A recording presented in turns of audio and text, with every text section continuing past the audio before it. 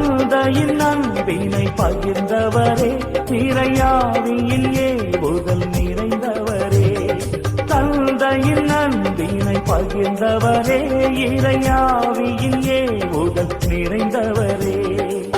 ஆயிரம் ஆயிரம் புதுமைகளால் அன்று எளியவர் மனதை ஆட்கொண்டீர். வாழ்வென்னும் கடலில் அன்பென்னும் படகாய் என்னிலே வாழ்ந்திடும் பரம்பொருளே, உம் பணி வாழ்வையே எங்கள் நகராக ஏற்று அயராது உழைப்போம், தளராது ஜெபிப்போம்.